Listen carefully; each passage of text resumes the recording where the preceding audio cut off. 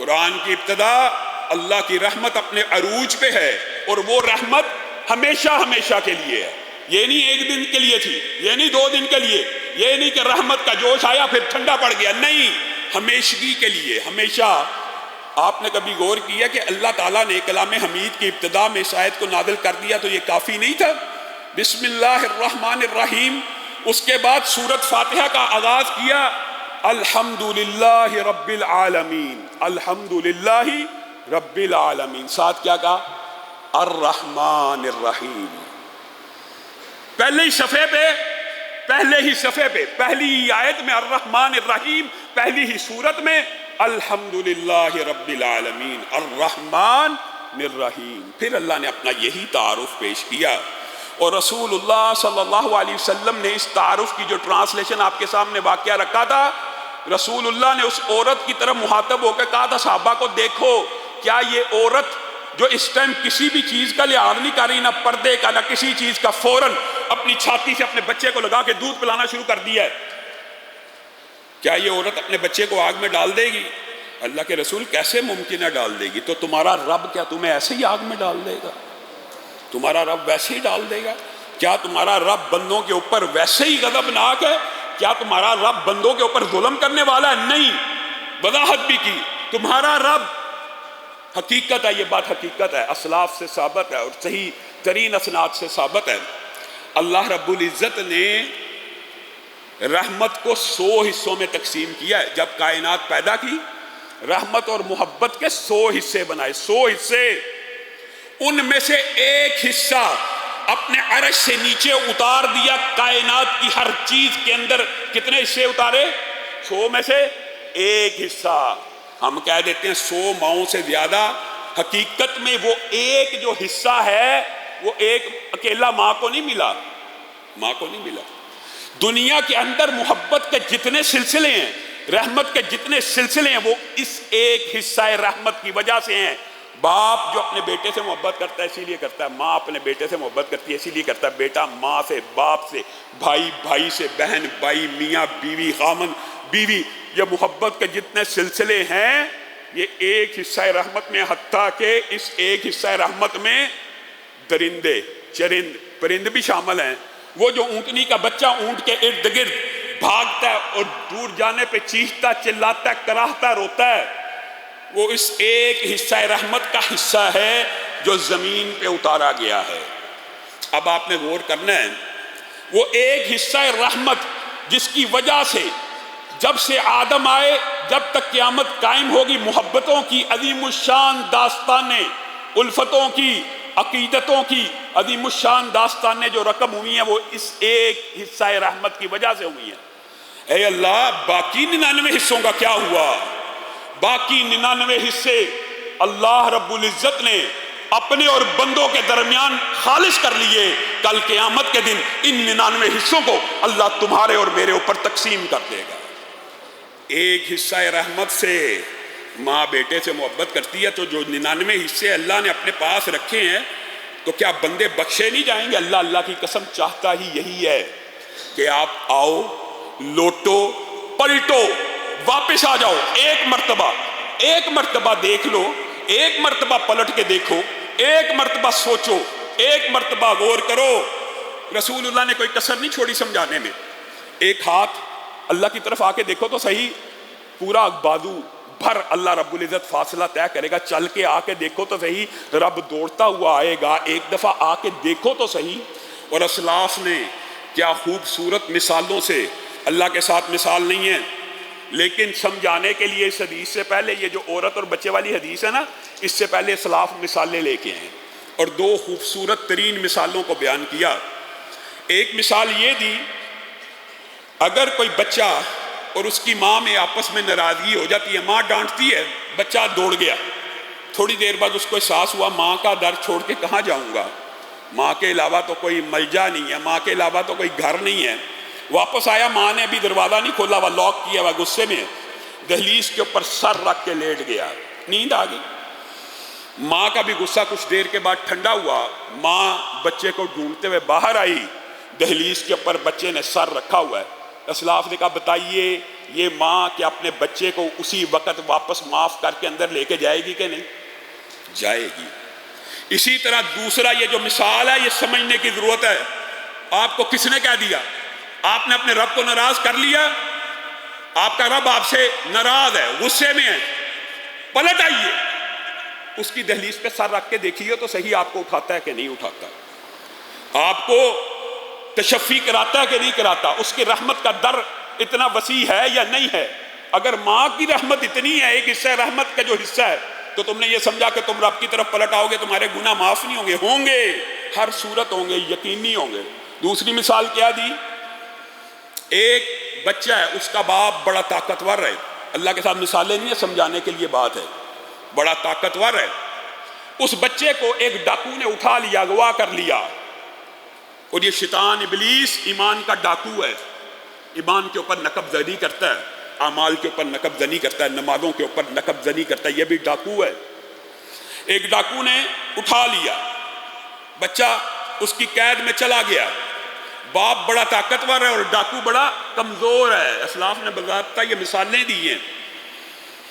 اور بچہ جب اس کے نرگے میں پھنس گیا تو باپ کو آواز دینے لگا، اے میرے بابا یہ مجھے ایک ڈاکو نے اٹھا لیا ہے، اغوا تو ہو چکا، نقصان تو پہنچ چکا، لیکن آواز دی ہے میرے باپ اس نے مجھے پکڑ لیا ہے، مجھے اس کے نرگے سے آزاد کروا۔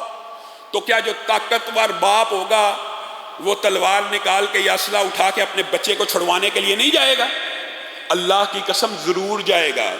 تو تم کیا سمجھتے ہو کہ اگر تم شیطان ابلیس کے نرگے میں پھنس گئے ہو، کسی گناہ میں مبتلا ہو گئے ہو، ہوش آ گئی ہے، تو اپنے رب کو پکار لو، اس کو ندا دو، اس کو صدا دو، اے میرے رب میں شیطان لعین کے قبضے میں آ گیا، غلطی ہو گئی، پھنس گیا، بہک گیا، اب مجھے اس کے چنگل سے نجات دے دیجئے۔ تو کیا رب نجات نہیں دے گا؟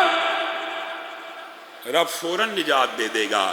رب آگے بڑھ کر تمہاری اس صدا کو، تمہاری اس ندا کو قبول کرے گا اور فی الفور تمہیں اس کے نرگے سے نکلوا دے گا۔ لیکن میرے بھائیو ہمارے ہاں افسوس ہوتا ہے، استغفار کا پورا ٹاپک آپ کے سامنے جمعے پہ رکھ چکے ہیں، طویل حدیثیں ہیں، ہمیں افسوس ہوتا ہے کہ اللہ کی طرف بلانے والوں کے لیے بھی تان و تشنیع ہے، اللہ سے جوڑنے والوں کے لیے بھی تان و تشنیع ہے، اللہ کے قریب کرنے والوں کے لیے بھی تان و تشنیع ہے۔ جی ہاں ہے معاشرے میں۔ وَإِذَا سَأَلَكَ عِبَادِي أَنِّي فَإِنِّي قَرِيب، جب میرے بندے میرے بارے میں سوال پوچھے تو ان کو کیا کہوں؟ میں قریب ہوں۔ اور انشاءاللہ اگر جمعے کے دن روزہ ہوا تو اس جمعے میں اس موضوع کو تفصیل سے بیان کریں گے۔ وَإِذَا سَأَلَكَ عِبَادِي أَنِّي فَإِنِّي قَرِيبٌ۔ اللہ کیا کہہ رہا ہے قرآن میں؟ اللہ کیا کہہ رہا ہے قرآن میں؟ میں قریب ہوں۔ اللہ کہہ رہا ہے میں قریب ہوں، اللہ کہہ رہا ہے میں قریب ہوں۔ مولوی کیا کہہ رہا ہے؟ عالم کیا کہہ رہا ہے؟ مفتی کیا کہہ رہا ہے؟ اللہ تو بڑی دور ہے۔ اللہ کہہ رہا ہے میں قریب ہوں، مولوی کہہ رہا نہیں اللہ دور ہے۔ اللہ کہہ رہا ہے میں قریب ہوں، مولوی کہتا نہیں بڑا دور ہے۔ اس کو ذریعہ، طریقہ، وسیلہ، سیڑھی، پوڑی، پتہ نہیں کیا کیا طریقے بنائے اس تک پہنچنے کے لیے، یہ طریقے چاہیے۔ اللہ کہہ رہا ہے میں قریب ہوں، مولوی کہتا نہیں دور ہے۔ اللہ کی مانے کہ مولوی کی مانے؟ اللہ تعالیٰ تک پہنچنے کے لیے کوئی وسیلہ ہونا چاہیے، کوئی طریقہ ہونا چاہیے، کوئی ذریعہ ہونا چاہیے۔ عقل کے اوپر عجیب قسم کا پردہ شرح صدر کے ساتھ ذرا اس مسئلے کو بھی سمجھ لیجئے۔ عقیدے کا مسئلہ بڑا اہم ہے، بڑا اہم ہے۔ یہ جو اللہ رب العزت یہاں سے ہم نے جو فاصلے بیان کیے، یہ مخلوق کا اپنے رب کی طرف، اپنی آسمان کی طرف فاصلہ ہے، اللہ کی طرف سے یہ فاصلہ نہیں ہے۔ نحن اقرب الیہ من حبل میں بندوں کی شرگ حیات سے بھی زیادہ قریب ہوں۔ یہ جو فاصلے ہیں ان کی اللہ کی نظر میں کوئی وقت ہے؟ اگر جبریل امین کی نظر میں کوئی وقت نہیں ہے تو اللہ کی نظر میں یہ فاصلے کیا ہیں؟ کچھ بھی نہیں ہے۔ اللہ بندوں کی شرگ حیات سے بھی زیادہ قریب ہے، مولوی کہتا ہے دور ہے۔ اللہ کہتا ہے میں قریب ہوں، مولوی کہتا ہے دور ہے۔ اللہ رب العزت نے کہا ہے قرآن پاک میں، اس چیز کو وہ دلائل سے یوں بیان کرتے ہیں کہ اللہ نے خود کہا میرے تک پہنچنے کے لیے وسیلہ، شریعہ ڈھونڈو۔ اور میرے بھائیو وسیلہ اللہ تک پہنچنے کا ہے، اللہ کے قریب ہونے کا وسیلہ ہے، لیکن وہ وسیلہ، وہ ذریعہ رسول اللہ نے اپنی زندگی میں بتایا نہیں ہے، بتا کے گئے ہیں۔ رسول اللہ دین کی کوئی بات چھوڑ کے نہیں گئے۔ جائز شرعی وسیلے کی 3 ہی قسمیں ہیں جو آپ نے اپنے پلے سے باندھ لینی ہیں، اس کے علاوہ ہر وسیلہ جو شریعت سے، قرآن سے اور سنت سے ثابت نہیں ہے وہ باطل ہے۔ پہلی بات، وَلِلَّهِ الْأَسْمَاءُ الْحُسْنَى، اللہ کے خوبصورت نام ہے، فَادْعُوهُ بِهَا، ان کے ذریعے اللہ کو پکارا جائے۔ اے رزاق، اللہ کی صفت ہے، اللہ کی صفت ہے۔ اے رزاق، آپ کا نام رزاق ہے، آپ نے اپنا خوبصورت نام رزاق رکھا، مجھے بھی رزق دیجئے۔ آپ شفا دینے والے ہیں، مجھے بھی شفا دیجئے۔ آپ اولاد دینے والے ہیں، مجھے بھی اولاد دیجئے۔ آپ مشکلوں سے نجات دینے والے ہیں، مجھے بھی مشکلوں سے نجات دے دیجئے۔ آپ دعاؤں کو سننے والے ہیں، میری بھی دعا کو سن لیجئے۔ اللہ کے خوبصورت نام ہے، ان کے ذریعے وسیلہ دیا جائے گا۔ دوسری جو وسیلے کی قسم ہے وہ کیا ہے کہ اپنے نیک اعمال کا اللہ کو واسطہ دیا جائے، اپنے نیک اعمال کا، کسی کے نیک اعمال کا نہیں، اپنے نیک اعمال کا واسطہ اللہ کو دیا جائے۔ اور اللہ کے فضل و کرم سے یہ بات عام ہے۔ غار والوں کا قصہ آپ میں سے ہر ایک نے پڑھا ہوا نا، ہمارے تو بچپن میں نصاب میں ہوتا تھا، پتہ نہیں اب ہے کہ نہیں۔ غار میں 3 آدمی پھنس جاتے ہیں، جب مصیبت میں پھنستے ہیں کیا کرتے ہیں؟ اپنی اپنی نیکی کا واسطہ دیتے ہیں۔ اللہ اگر آپ یہ سمجھتے ہیں میں باپ کے سرانے، ماں کے سرانے ساری رات کھڑا رہا آپ کی رضا کے لیے، اپنی بیوی بچوں کے منہ میں نہیں ڈالا، پہلے ماں باپ کے منہ میں جائے گا، تو پتھر پیچھے کر دیجئے، ہو گیا۔ پھر دوسرے میں بھی واسطہ دیا، اگر آپ سمجھتے ہیں کہ میں نے یہ زنا اس لیے نہیں کیا، آپ کی رضا کے لیے، پتھر پیچھے۔ تینوں نے اپنا اپنا وسیلہ پیش کیا، کس چیز کا؟ اپنے نیک اعمال۔ اور وسیلے کی جو تیسری قسم ہے جس کے اوپر بعد میں جا کے جزوی طور پہ اختلاف ہو جاتا ہے، اور اصل میں یہی معاشرے میں اختلاف ہے۔ ہمارے دلائل سن لیجئے، اگر آپ کو اچھے لگیں قبول کیجئے، ورنہ بدلے میں اپنی دلیل پیش کیجئے۔ رسول اللہ صلی اللہ علیہ وسلم کے دور کے اندر ایک شخص آیا اور آ کے کہنے لگا مال ہلاک ہو گئے، برباد ہو گئے، وغیرہ وغیرہ۔ یہ حدیث بھی آپ سب نے سنی ہوگی اللہ کے فضل و کرم سے۔ اے اللہ کے رسول دعا کر دیجئے بارش ہو جائے۔ رسول اللہ صلی اللہ علیہ وسلم نے ہاتھوں کو اٹھایا، ابھی ہاتھ نیچے نیچے کیے، آسمان سے بارش برسنا شروع ہو گئی۔ یہ اس نے رسول اللہ کے پاس آ کے کیا مطالبہ کیا؟ دعا کرنے کا۔ کیا مطالبہ کیا؟ یہ بات سمجھنے کی ضرورت ہے۔ جو لوگ شخص کے، ذات کے یا کسی کے نیک اعمال کے وسیلے کے قائل ہیں، وہ بھی آپ کو یہی حدیث پیش کریں گے، اور ہم بھی آپ کو یہی حدیث پیش کر رہے ہیں۔ صرف اختلاف فہم کا ہے، فہم کا، سوچ کا، تشریح کا۔ ہمارے نزدیک صحابہ نے اس کو جیسے سمجھا ہم وہ پیش کریں گے، ان کے نزدیک جیسے ان کو سمجھ آئی وہ پیش کریں گے۔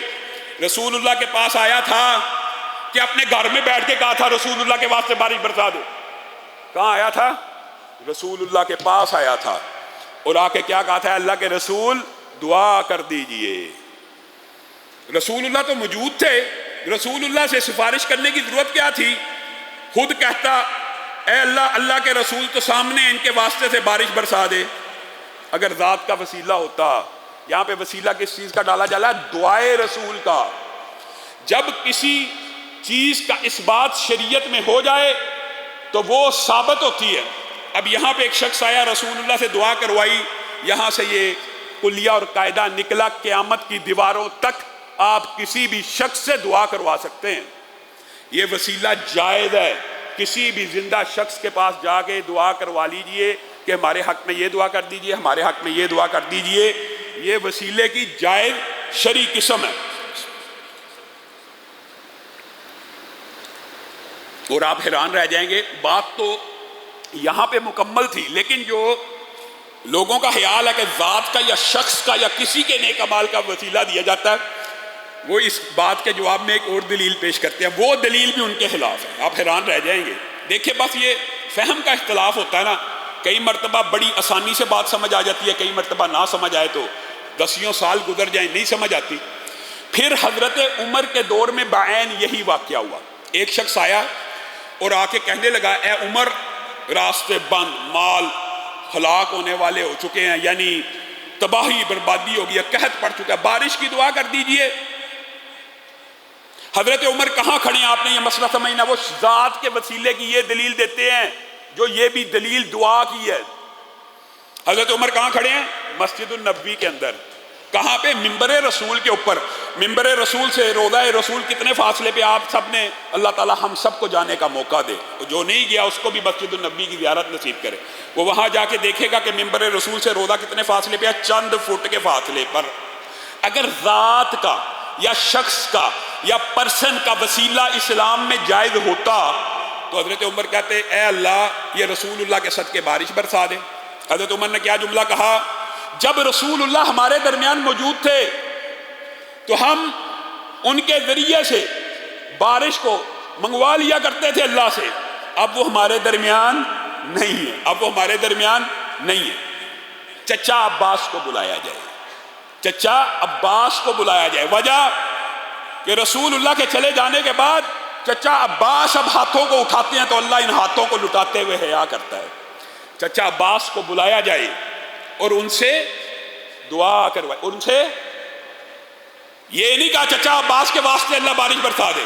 دلیل یہ پیش کی جاتی ہے کہ دیکھیں جی شخصی وسیلے کا جواب اس حدیث سے نکلتا ہے کہ پہلے رسول اللہ کی ذات کے واسطے سے بارش ہوتی تھی, اب چچا عباس کی ذات کے واسطے سے دعا ہو رہی ہے. یہ عقل کے اوپر پردہ ہے. اگر رسول اللہ کی ذات کے واسطے سے دعا ہوتی تھی ذات کے وسیلے سے تو وہ ذات کا وسیلہ تو اس وقت بھی دیا جا سکتا تھا حضرت عمر کے دور میں بھی. پھر چچا عباس کو کیوں بلایا گیا؟ اس کا مطلب ہے کہ جو وسیلہ شرعیہ وہ دعا ہے. چچا عباس آئے, ان کا نام لے کے کہا کہ چچا عباس کے واسطے اللہ بارش برسا دے؟ نہیں. چچا عباس نے دعا کی اے اللہ آپ پہلے رسول اللہ کی وجہ سے, رسول اللہ کے ہاتھ اٹھانے کی وجہ سے بارش کو نازل کر دیا کرتے تھے, اب میں دعا کرتا ہوں بارش کو نازل فرما. اللہ تعالیٰ نے بارش کو نازل فرما دیا. یہ دعا کا وسیلہ ہے. کسی زندہ نیک انسان کے پاس جائیں, اس سے دعا کروائیں, یہ 100% جائز ہے. اور یہی سب سے قوی, جو ان کے پاس اپنی طرف سے قوی دلیل ہے, آپ کے اور ہمارے پاس یہ مضبوط اور مستحکم دلیل ہے کہ کسی شخص کا, کسی پرسن کا, کسی کے نیک اعمال کا واسطہ وسیلہ اللہ کو اس لیے نہیں دیا جا سکتا کہ اگر دیا جا سکتا ہوتا تو حضرت عمر اسی وقت کہتے اللہ محمد صلی اللہ علیہ وسلم کے واسطے سے بارش برسا دے. پھر چچا عباس کو بلانے کی ضرورت نہ رہتی اور چچا عباس سے دعا کروانے کی ضرورت نہ رہتی. یہ مسئلہ بڑا کلیئر ہے. اور اس مسئلے کی تائید میں آج آپ گھر جائیے, سورۃ زمر کھول لیجئے, سورۃ زمر کی آیت نمبر 3 پہ پہنچیے. پہلے الا للہ الدین الخالص, الا للہ الدین الخالص, اللہ نے ابتدا بھی یہاں سے کی. عبادت دین صرف اللہ کے لیے ہے. والذین اتخذوا من دونہ اولیاء ما نعبدهم الا لیقربونا الی اللہ زلفی. قیامت تک اللہ نے چیلنج کیا ہے قرآن پاک میں, قیامت تک, قیامت تک, قیامت تک غیر اللہ کو جو پکارتے ہیں, والذین اتخذوا من دونہ اولیاء, اللہ کے علاوہ اولیاء کو پکارتے ہیں, اللہ کے علاوہ مددگار پکڑتے ہیں, وہ قیامت تک ایک ہی دلیل دیں گے, وہ کہیں گے ما نعبدہم, ما نعبدہم. یہ جی وہ ابھی ہمارے پر شرک کے فتوے لگاتے ہیں, ہم ان کی عبادت نہیں کرتے. اللہ کہہ رہا ہے ما نعبدہم, وہ کہیں گے ہم ان کی عبادت نہیں کرتے الا لیقربونا الی اللہ زلفی, ہم ان کی عبادت تو کرتے ہی نہیں ہیں, یہ تو اللہ کے مقرب بندے ہیں جو ہمیں اللہ کے قریب کرنے والے ہیں. یہ ذات کے وسیلے کا. اور پھر ہمارے پہ اعتراض کیا جاتا ہے یہ بتوں کے بارے میں تھی, یہ آیتیں بتوں کے بارے میں جو آپ پڑھتے ہیں میرے بھائیوں, اللہ کے لیے, اللہ کے لیے بالفرض. آپ ذرا اس چیز کے پر غور کیجئے, اللہ کہہ رہا ہے والذین اتخذوا من دونہ اولیاء ما نعبدہم الا لیقربونا الی اللہ زلفی. وہ کہیں گے ہم ان کی عبادت نہیں کرتے, ہمارے پہ یہ الزام نہ لگاؤ. اور آج بھی کوئی وسیلہ شخص کا پیش کرے, آپ اس کو روکیں کہ اللہ کے لیے یہ نہ کرو. آپ ہمیں سمجھتے ہو ہم حضرت علی کی عبادت کرتے ہیں, ہم رسول اللہ کی عبادت کرتے ہیں؟ ہرگز نہیں. یہ ہمیں اللہ کے قریب کرنے کا ایک وسیلہ ہے, ان کی ذات کا, ان کی شخصیت کا وسیلہ دیا جاتا ہے. چلیں وسیلے کے اعتبار سے یہ دو موقف تو موجود ہیں کہ اکثریت, یہ بات یاد رکھیے, یہ بات سچ ہے, اسی لیے اس کو تعویل بھی کہتے ہیں. یہ جو لوگ, اکثریت کی بات کر رہا ہوں, 70% کے قریب لوگ ایسے ہیں جو حقیقت میں رسول اللہ کی یا حضرت علی کی عبادت نہیں کرتے, اور وہ ان کی ذات ہی کا وسیلہ دیتے ہیں اللہ کو. لیکن آپ ایمانداری سے بتائیے. ایک گروہ تو چلو یہ ہو گیا, وہ ان کی عبادت نہیں کرتے لیکن ان کی ذات کا وسیلہ دیتے ہیں جو ہمارے نزدیک شرعاً جائز نہیں ہے, ان کے نزدیک شخص کا وسیلہ, اعمال کا وسیلہ جائز ہے. اور ایک گروہ 30% تو ایسا موجود ہے. ایمانداری سے بتائیے, آپ یہ اپنے کانوں سے نعرے سنتے ہیں کہ نہیں؟ یا رسول اللہ مدد, یا علی مدد, سنتے ہیں کہ نہیں؟ یہ ہم الزام لگا رہے ہیں, یہ ہم جھوٹ بول رہے ہیں؟ نہیں بھائیو, اللہ کی قسم نہیں. یا رسول اللہ مدد, یا علی مدد, براہ راست علی کو پکارنا, براہ راست رسول اللہ کو پکارنا. بتائیے اس میں کہاں وسیلہ ہے؟ اس میں کون سا وسیلہ؟ یا علی مدد. اللہ کہہ رہا ہے کہ شرک قیامت تک اس بنیاد پہ ہوگا کہ یہ کہیں گے ہم ان کی عبادت نہیں کرتے, اور آپ سیدھا کہہ دیتے ہیں یا علی مدد, یا رسول اللہ مدد, یا غوث اعظم مدد, سیدھا کہہ دیتے ہیں. ان لوگوں کی بات الگ ہے جو ان کا وسیلہ پیش کرتے ہیں, کیونکہ وہ اس چیز کے قائل ہیں کہ شخص کا وسیلہ جائز ہے, لیکن ہمارے نزدیک ان دلائل کی روشنی میں کسی شخص کا, کسی کے نیک اعمال کا وسیلہ بھی جائز نہیں ہے. حتیٰ کہ رسول اللہ نے اپنی بیٹی کو کہہ دیا تھا فاطمہ عمل کا میدان گرم رکھی, حالانکہ رسول اللہ نے سفارش کرنی ہے, پوری امت کی سفارش کرنی ہے, لیکن اپنی بیٹی کو کہہ دیا یہ نہ سوچی کہ میری وجہ سے چلی جائے گی. نبیوں کے بیٹے, نوح کے بیٹے, نبیوں کے باپ, ابراہیم کے باپ, آپ خود غور کر لیجئے. توہین کرنا, تان دینا مقصود نہیں ہے. کیا کسی کی نیکی کسی کے کام آئے گی؟ رسول اللہ کی تو پوری امت کے کام سفارش کے طور پہ آنی بھی تھی, تو پھر بھی حضرت فاطمہ کو کہہ رہے ہیں کہ اپنے لیے عمل کا میدان گرم کر. اللہ کے بندوں ڈر جانا چاہیے. کفار مکہ کے بارے میں, کفار مکہ کے بارے میں یہ ایک طویل موضوع ہے. کفار مکہ کے بارے میں 20 آیات ہیں, 20. قل من رب السماوات السبع ورب العرش العظیم, ان سے پوچھ لیجئے آسمان و زمین کا مالک کون ہے. قل لمن الارض ومن فیہا, ان سے پوچھ لیجئے زمین و آسمان کی بادشاہی کس کے لیے ہے, کون زندوں کو مارتا ہے, کون مردوں کو مارتا ہے. یہ ساری قرآن کی آیت ہے. سیقولون للہ, کفار مکہ کہیں گے اللہ. اسی پر اللہ نے بس نہیں کیا بلکہ ایک عظیم آیت نازل کر دی. فَإِذَا رَكِبُوا فِي الْفُلْكِ دَعَوُا اللَّهَ. پیارے حبیب, جن کو آپ پکا مشرک سمجھتے ہیں نا, ان کی دل کی کیفیت پتہ کیا ہے؟ فَإِذَا رَكِبُوا فِي الْفُلْكِ, جب یہ سمندروں میں کشتیاں پھنس جاتی ہیں نا بھنور کے اندر, فَإِذَا رَكِبُوا فِي الْفُلْكِ, جب یہ کشتیوں پہ سوار ہوتے ہیں تو دعوا اللہ, مجھ اکیلے رب کو خلوص دل سے پکار اٹھتے ہیں. اور آج کا مسلمان جب گرداب میں پھنستی ہے کشتی تب بچاتا ہے معین الدین چشتی. فَإِذَا رَكِبُوا فِي الْفُلْكِ دَعَوُا اللَّهَ. کفار مکہ اور قریش مکہ بھی کشتیوں میں جب پھنس جائیں اپنے, اور آپ کو پتہ نا اکرمہ بن ابی جہل نے اسی وجہ سے اسلام قبول کیا تھا. کشتی پھنس گئی, لات منات عزا سب کے واسطے دیے جو نیک لوگوں کے بت تھے. ملا کہنے لگا یہ کس کو پکارتے ہو, یہاں پہ کوئی کام نہیں آتا, یہاں پہ پکارنا تو اس زمین و آسمان کے رب کو پکارو. اکرمہ کے ذہن پہ چوٹ لگی. او ساری زندگی اس بات کی تو لڑائی تھی, اگر سمندر میں وہ رب مدد کرتا تو زمین پہ کیوں نہیں کر سکتا. ختم, اسی دن دل بدل گیا, اسی دن. لیکن میں اور آپ متعدد دلائل سن کے, متعدد احادیث سن کے ہمارے دل نہیں بدلتے. اور میرے بندو, اللہ کی بارگاہ میں کیا کمی ہے؟ کیا تم کیا سمجھتے ہو؟ حیران کن بات ہے, حیران کن بات ہے کہ پیر زندہ موجود ہو, زندہ ولی اللہ پیر موجود ہو, وہ دیوار کے پیچھے والے کی بات نہیں سنتا, کان قریب کر کے سنتا. مر جائے تو سیدھا سننا شروع ہو جاتا ہے, سیدھا ڈائریکٹ جہاں مرضی سے پکار لو. زندہ نہیں سنتا, جو ہی فوت ہو جائے تو آپ 20 کلومیٹر دور سے آواز دے دیں اس کو پہنچ جائے گی. سامنے بیٹھے کی نہیں سنتا, فوت ہونے کے بعد ہر ایک کی سنتا ہے. وہ سنتا اور تمہارا رب نہیں سنتا. وہ جو سینکڑوں کلومیٹر دور پڑا ہے اس کو پکارو گے وہ مدد کے لیے آ جائے گا. جو رب تمہاری شرح حیات سے بھی زیادہ قریب ہے وہ نہیں آئے گا. عجیب و غریب فلسفہ. پھر فلسفہ بھی عجیب ہے. جن لوگوں کا یہ دعویٰ ہے ان کے ہاں عقیدہ کیا ہے؟ اللہ حاضر ناظر کس طرح؟ آگے بھی ہے, پیچھے بھی ہے, دائیں بھی ہے, بائیں بھی ہے, اوپر بھی ہے, نیچے بھی ہے, متصل عالم کے منفصل عالم سے ہر چیز میں ہے, ہر جگہ میں ہے, ہر منظر میں, ہر پس منظر میں ہے, ہر جگہ اللہ ہے, ہر چیز اللہ ہے. جن کا یہ دعویٰ نا اللہ دور ہے, ان کا عقیدہ یہ ہے. اور جن کا عقیدہ یہ الرحمن علی العرش استوى، ان کا عمل کیا ہے؟ قد سمع اللہ قول التی تجادلک فی زوجها، اللہ ہے عرش پہ، لیکن اس بڑھیا کی ہونٹوں کی آواز جو امی عائشہ کے کان سے نہیں تھی ٹکراتی، 7 آسمانوں کے رب نے سن لی۔ یہ عقیدہ ہونا چاہیے۔ رسول اللہ کے ساتھ جھگڑا کر رہی تھی حضرت خولا، اما عائشہ کہتی ہیں اللہ کی قسم پتہ نہیں تھا کیا کہہ رہی ہے، اور رسول اللہ سے جھگڑا کرتی جا رہی تھی۔ یہ کیسے ہو سکتا ہے؟ یہ نہیں ہو سکتا، یہ نہیں ہو سکتا۔ رسول اللہ نے کہا اب تو ہو گیا ہے۔ رسول اللہ نے کہا میں کیا کر سکتا ہوں؟ تو اللہ نے کہا قد سمع اللہ، اللہ نے سن لی اس عورت کی بات، پیارے حبیب اس عورت کی منشا کے مطابق فیصلہ ہوگا۔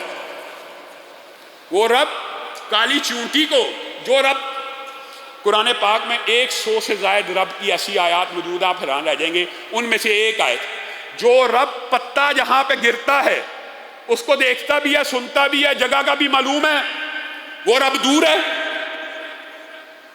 اللہ کے بندو وَإِذَا سَأَلَكَ عِبَادِي أَنِّي فَإِنِّي قَرِيبٌ أُجِيبُ دَعْوَةَ الدَّاعِ إِذَا دَعَانِ، میں ہر پکارنے والے کی پکار کو سنتا ہوں۔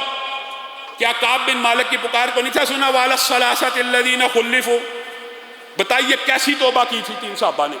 کعب خود بیان کرتے ہیں اللہ کی قسم غزوہ تبوک کے اندر جتنی فراوانی میرے پاس تھی، جتنا رزق میرے پاس تھا کبھی نہ تھا۔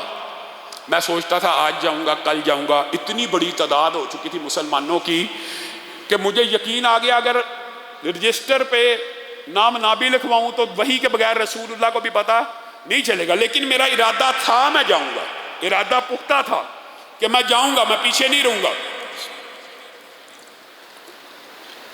رسول اللہ تیاری کرتے رہے تیزی سے، حتیٰ کہ ان کا لشکر چلا گیا، پھر بھی میں نے ارادہ کیا میں پیچھے پہنچ جاؤں گا، لیکن اللہ کا کرنا ایسا ہوا کہ باغات تھے، لہلہاتی فصل تھی، میرے پاس 2 سواریاں تھی، میں ان نعمتوں میں مبتلا ہو گیا۔ یہ مادیت پرستی کا نتیجہ ہوتا ہے۔ لیکن یہ صحابہ کتنے عظیم تھے، کہنے لگے کہ حتیٰ کہ مجھے خبر ہوئی کہ وہاں پہ جا کے رسول اللہ صلی اللہ علیہ وسلم نے پوچھا ہے کعب کا کیا بنا، تو بعض نے کہا منافق ہو گیا، تو بعض صحابہ نے کہا نہیں ایسی بات نہیں ہے، کوئی مجبوری ہوگی، عذر ہوگا وغیرہ۔ خیر رسول اللہ واپس آنا شروع ہوئے تو جو پیچھے رہ گئے تھے انہوں نے طرح طرح کے عذر بنانا شروع کیا، ہم یہ جھوٹ بول کے بچ جائیں گے، ہم یہ جھوٹ بول کے بچ جائیں گے۔ یہ ایک لمبا چوڑا واقعہ مختصر کرتا ہوں، وقت تھوڑا ہوتا ہے۔ رسول اللہ آگے تو میں نے رسول اللہ سے سچ بولنے کا فیصلہ کیا۔ رسول اللہ کی مسکراہٹ میں آج بہت زیادہ ناراضگی تھی۔ ہاں کہا اللہ کے رسول جھوٹ نہیں بولوں گا، سچ بولوں گا۔ مال و دولت کی کثرت نے، مادیت کی فراوانی نے، سواریوں کی وجہ سے ارادہ پورا تھا پیچھے بھی آنے کا، ملنے کا، لیکن اس وجہ سے نہیں مل سکا، سائیڈ پہ ہو جائے۔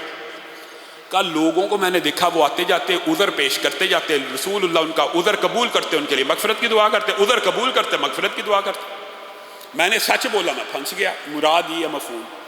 تو مجھے بعد میں ساتھیوں نے ملامت کی، تو بھی جھوٹ بول کے بچ جاتا، رسول اللہ تیرے لیے مغفرت کی دعا کرتے، تو بھی بخشا جاتا۔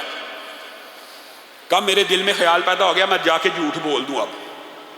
پھر میں نے پوچھا کیا میرے علاوہ بھی کسی نے سچ بولا ہے؟ کہا 2 اور لوگوں نے بولا ہے، حلال بن امیہ نے اور مرارہ بن ربیع نے، یہ بھی بدری صاحب نے۔ انہوں نے کہا میرے دل کو ایک دم، رکاب کہتے ہیں میرے دل کو ایک دم تقویت پہنچی کہ بدر کے 2 ساتھی بھی میرے ساتھ شامل ہیں جنہوں نے سچ بولا۔ کہا لیکن زندگی تنگ آ گئی، لوگوں نے ہم سے بائیکاٹ کر دیا، لوگوں نے گفتگو کرنا چھوڑ دی۔